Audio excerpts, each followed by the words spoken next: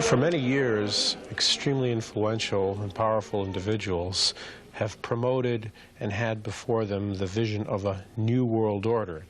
It is only recently that this discussion has truly entered the public arena. I'm Julius Smetona. This is What Catholics Believe. Today we'd like to examine what this society will be like, on which we are certainly on the brink of today.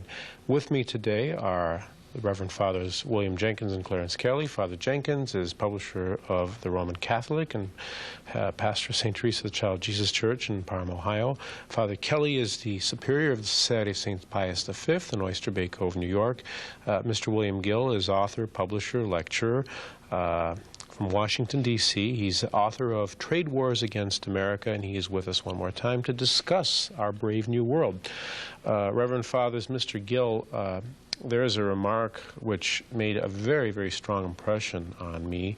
I believe I have the individual's name correctly. It's Rowan Gaither. I believe he was president of the Ford Foundation. It was the 1950s, and he revealed to a congressman privately that the objective, the social policy objective he was pursuing, and many like-minded individuals, was to so transform the United States economically and socially so that it could be merged with the Soviet Union and form a world superstate.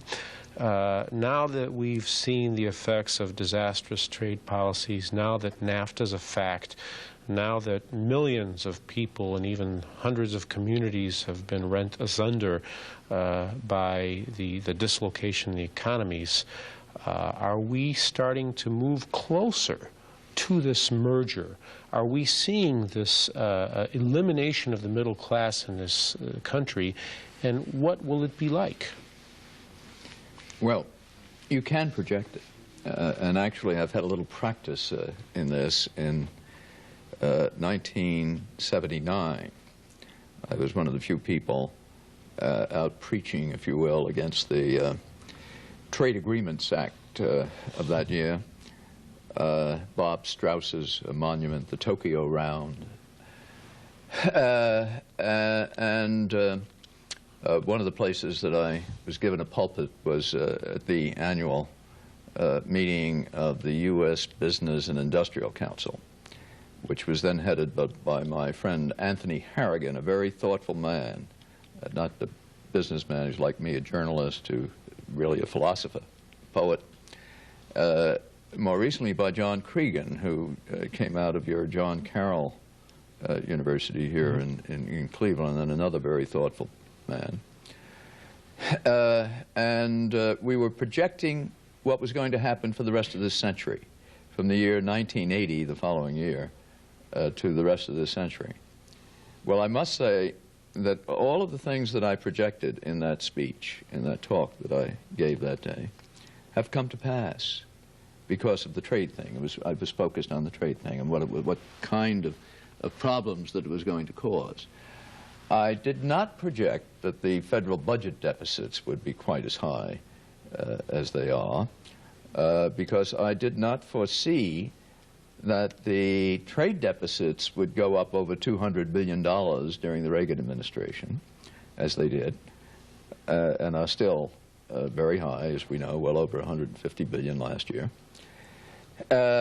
And so therefore, I didn't anticipate what is now $5.5 trillion national debt with a $1.5 trillion international debt on top of that. Nonetheless, the social dislocation was accurately predicted. I predicted that more millions of people were going to be thrown out of work, and I was basing this on what we had experienced in industries like the steel industry that I had been working with for years as a consultant on trade, you see. And I knew that it was going to continue. I didn't realize that it was going to accelerate as fast as it did. I didn't know that the street people that we were then seeing in 1979 would multiply by now hundreds and hundreds of thousands, perhaps millions of people out there on the streets sleeping in the streets of America as I once saw them sleep in the streets of Calcutta, places like this, as a young man. We are becoming an Oriental nation. And my great fear has been for many years, not that we would become like the Soviet Union when it was still in its full glory, but that would become eventually like India, which is infinitely worse as far as the individual is concerned. You can't believe how bad that country is, what kind of an existence those poor people are forced to accept. And that's a socialist government too, right? Oh, yes. And so I would say that we have, what now? The way things are accelerating, right? And how fast they're going under this present Clinton administration, which is really a socialist administration. I mean, let's put the proper word on it. They're not Democrats. They're socialists. But they're being aided and abetted by the Republican Party, which are behaving like socialists with their support of Clinton on the NAFTA treaty, the overwhelming support that they gave him, 132 votes, Republican votes in the House, gave him that victory on NAFTA, the greatest victory he's had, as we know. And what I see coming is an acceleration of the decline that this professor that I mentioned before has charted. Began in 1972 with the first trade deficit, has continued, the standard of living going down precipitously through the last 20 years, and in the next 20 years we're going to become a barefoot banana republic. Industry is going to be wiped out by this GATT treaty. There will not be any industry to speak of if it goes into full effect left in this country. The 700 steel mills that closed up in the 12-year period ending in 1987, that will, whatever steel mills are now left, and there are only perhaps 100 left, I suppose, will be gone. There's even something else you mentioned in your book, Mr. Gill, is that you quoted a general in 1987 who said already at that time, we did not have the industry to support a war because it's been just decimated by foreign governments, not necessarily foreign companies, by foreign governments. What does this imply if hostilities would ever be to develop, which they certainly may, in our ability to maintain our sovereignty with this deindustrialization? We could not defend ourselves. This was General Wickham, who was the Army Chief of Staff at that time, and as he was retiring, let down his hair and said that the United States could not fight a full-scale, a real war, not something like the Gulf War, which was not a full-scale war against Iraq, after all, but a real war, that we couldn't fight it for more than a few months because the industrial base is no longer there. That's a quote from General Wickham. The industrial base is gone. I mean, in comparison with what it used to be. It's been more than cut in half. Steel industry is more than cut in half. I'm sorry. Sorry. What will life be like in the United States for the average person, let's say, for a middle-class family man, let's say? Well, we now have something like 60 or 70% of all the wives in married families are working. It'll be probably something pretty close to 100% in 20 Just like years. in the Soviet Union. Be the very few families that have, you know, the affluent group, the ersatz millionaires that have been created in more recent times, and the others who had it before. They'll be insulated, so they think, from it. But it's my belief that there'll be a revolution, because when you get to that point where, you know, you've got every family in the country suffering, see, the attitude of these people, and I just got this the other day, incidentally, from the widow of Senator Tidings, the man who did in Senator McCarthy years ago, and her attitude was, well, isn't everything all wonderful because Here we have all these new millionaires that have been created through the free trade thing, you see. Yes, we have all those new millionaires. Employed by foreign a few governments. hundred of them, or whatever it amounts to. But it overlooks the millions of other people whose lives and livelihood have been destroyed by this. It is what I call the let 'em eat cake attitude. This is the attitude of our government. Let 'em eat cake, you see. Well, we know that Marie Antoinette probably never did say that. But these people are in effect saying it. You know, Reverend Fathers, we're witnessing a tremendous social dislocation. I think one would have to be blind not to notice that there are more people begging in the streets today than ever before. And we're also not seeing much of a commentary from the nation's bishops on this whole NAFTA situation, or the whole industrial dislocations which are destroying families. And yet, you know, this is something which affects the body and the soul.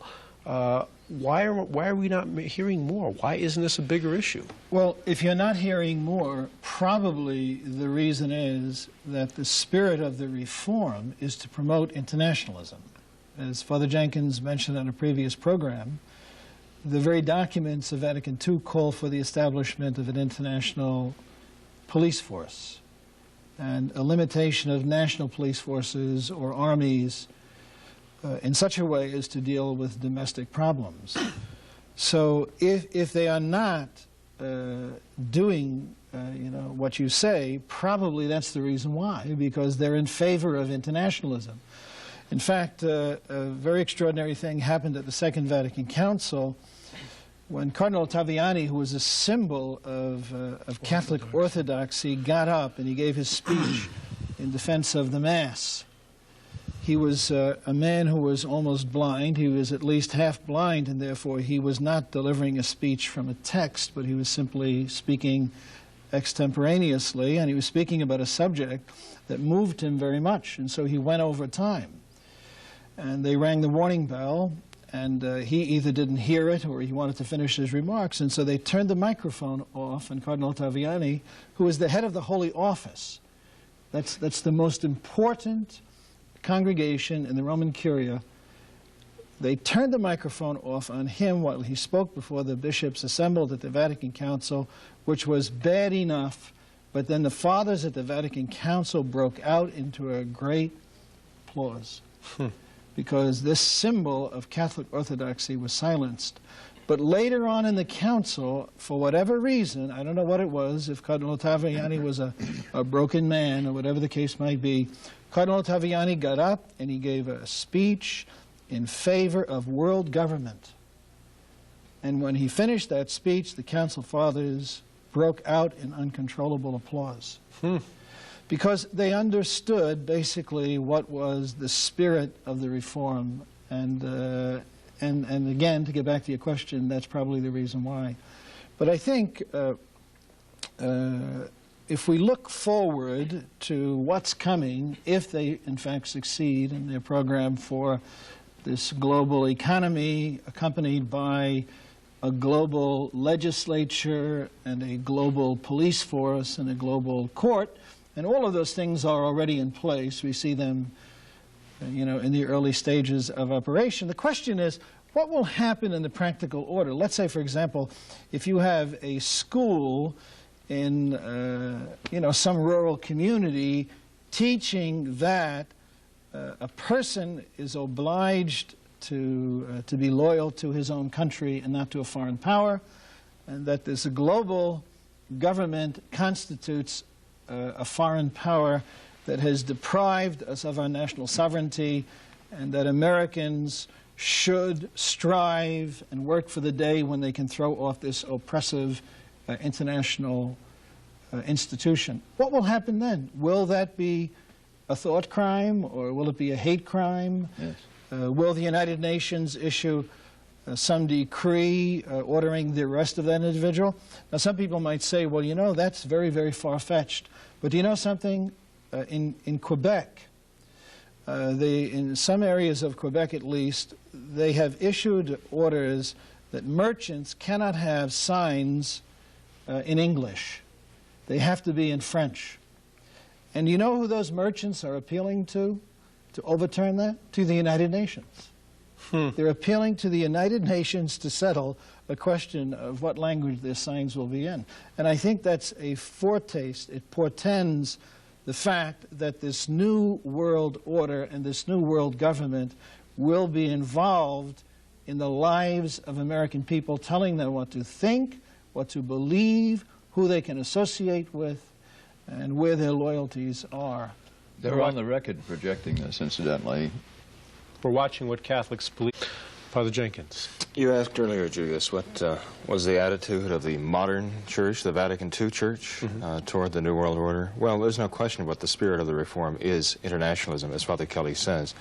Vatican II did explicitly call for the establishment of a world police force, as he mentioned. But the whole, all of the social movements that are being supported by the modern hierarchy, feminism, the promotion of the idea among women that they're really not fulfilled unless they get out and be leaders of their community. You know, none of this passive, wifely thing about raising a family and being obedient to the husband. That's all passé now in the eyes of the modern hierarchy, evidently. They've even had the nerve in Marialis Cultus under Paul VI to say that Mary was not just some passive person, but she was a leader in her community. So even her person had to be perverted by these people to bring her into line with modern thought. And, you know, in the economic pastorals that have been put out by the hierarchy in this country, the onus of solving all the economic problems of the people is placed in the government. If there is a problem with poverty and so on, whereas formerly it used to be considered to be the charitable work of the churches properly to come to the aid of those who were in distress. Now it's all the government. And of course, underlying this idea of turning to government for the solution to all of our problems is socialism. You notice with John Paul II, he has come out against capitalism, he's come out against communism, but he's never condemned socialism. How could he? He has supported socialism in many indirect ways. This is an international order that is being promoted by the Novus Ordo. Yeah, I think one practical thing which is not hard for people to understand or to grasp would be the question of homosexuality. So homosexuality is an abomination in the sight of God. It is a perversion, it is despicable, it is worthy of the most severe condemnation. Moses ordered the death penalty for it.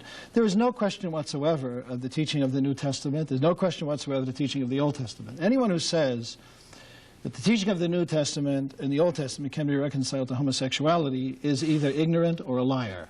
There's no conceivable way that it can be reconciled. Now, from a Judeo-Christian point of view, it is as absurd to call for homosexual rights as it would be to call, say, for example, for murderers' rights, meaning not that a murderer has rights to be protected by the state, but that he has a right to commit murder, or that gangsters' rights, you know, that if you have chosen the life of a gangster, that you should have a right to pursue that particular lifestyle, or whatever the case may be. Let's say bestiality, or the molestation of children. There are even people saying that now. So, in other words, homosexuality is, without any question whatsoever, from the Judeo-Christian point of view, and from the natural law, it is an abomination in the sight of Almighty God. What happens if you have an international police force, an international court, an international legislature, and they simply pass laws saying that homosexuality must be accepted as a legitimate lifestyle, and if you do not accept it, you are the aggressor in depriving another individual of his rights?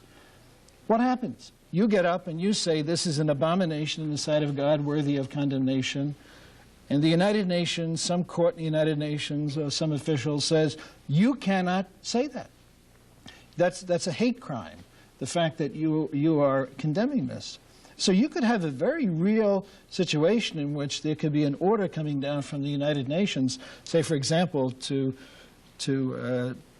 people, to schools, schools that are not affiliated with the government, that are teaching this as an abomination, an order coming down saying to them, if you don't stop teaching that, you're going to have to pay this penalty. And they might even say that you have an obligation to teach that it is permissible because we have determined that it is man's natural right to be perverse. When you're considering what lies ahead, what we are seeing, partly because of the economics and some other considerations, I think everyone will agree, is a destruction of the traditional family. Not only are women practically not allowed to remain home with their children, I mean, we have this spawned a new industry, the daycare center, but interestingly enough, talking about the brave new world and licentiousness, there was a major study was done, a series of articles in the newspaper, which said that at least 1/3 of all children are born out of wedlock, and I'm sure that number is going to increase. What's going to happen to these people? Where are their families? You see, what we think is aberration, figures like that, is for much of the rest of the world accepted. It's probably what the figure is in Latin America, or maybe even higher than that in a good bit of Latin America. In the Orient, it would be certainly at least as high and higher than that. When I was a young man, I spent nearly 2 years with the U.S. Air Force in China. And when I came out of China, the war ended, I noticed, went home to New York, that there was a lecture being given by a famous historian, Arnold Toynbee, whose books I had been reading. And so I attended the lecture, and here was this old fuddy-duddy professor preaching that day on how much we had to learn in the West from the East, from the Orient. Well, I had just come from the Orient.